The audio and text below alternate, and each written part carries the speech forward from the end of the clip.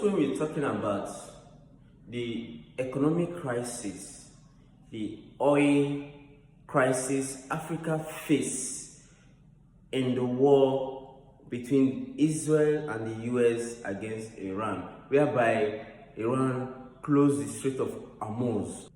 When analyses are being taken to see how far Africa can sustain this, how also can Africa come together in playing a role of unity to provide things that will help Africa to sustain independently.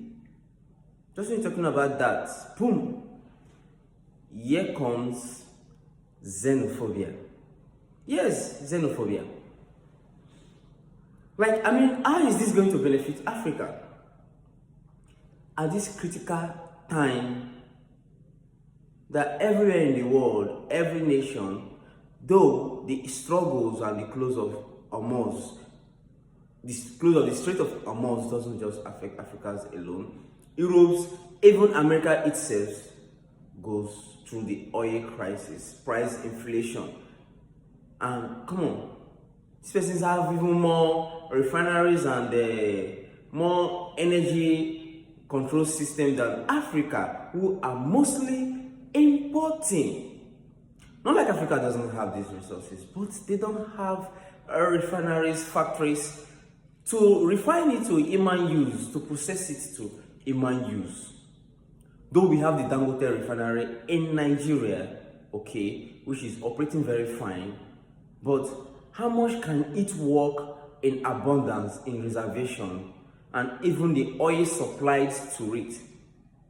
So a lot of these are in speculations, and Africa being an energy source, natural resources source to the world, that's supposed to have these things done independently in their country. Just when we're talking about that, we now have to face Africans against Africa, all in the name of oppression in your own country. Oh, are you trying to tell me that are you trying to tell me that Africans or other African nations are not coming to colonize South Africa? Like, is other African countries are not coming to colonize South Africa? Is that the fear? Is that the fear? Come on, South Africa is even rated as one of the top one civilized African nation. Economy-wise, businesses, exposure, activities, lots of things. Friendly with the whites more. And now you are afraid of your fellow Africans, not the other way around. Your fellow Africans of coming to take everything away from your country. Does that really sound where the country you dominate, your own, a country your government are in fully charge, they are fully in charge, and you coming to say, okay, fine, you're fighting, like you said, you're fighting illegal immigrants in Africa. Africans, illegal immigrants in fact Africa. Yes, there has to be security control, there has to be movement control, but does that word even make sense to the fight? What crime has these people committed? Okay, illegality. Fine. Are you the government to fight illegality? If you have to do this, does your protest and movement has to be brutal on this individual? Don't you have security authorities? You're doing an illegal act. Because if you look at videos of very bad, where you have to beat someone up, injure, people will lose life in this process. You take laws into your hand. On your own fellow Africans, destroying their businesses, and the claim of that they are taking your jobs away. Is it possible that other African nations, other African citizens, where South Africa is, we dominate? will dominate your job, which you are fully qualified on. Do you know the level and gravity of division this is causing that is not necessary? It's not necessary at all. There is a better way of doing this. Let's say your claim is right. What happens to your government? The pressure you're putting and the protest, can't it go straight to the government to take action properly? Because you're creating lots of enmity which are going to affect you in the future.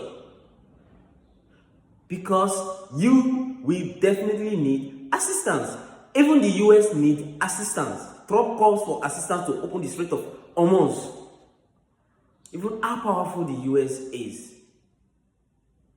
So are you not wise enough to know how to deal with your brothers? Rather than taking this measure, is this an hatred? Or what? What is it exactly?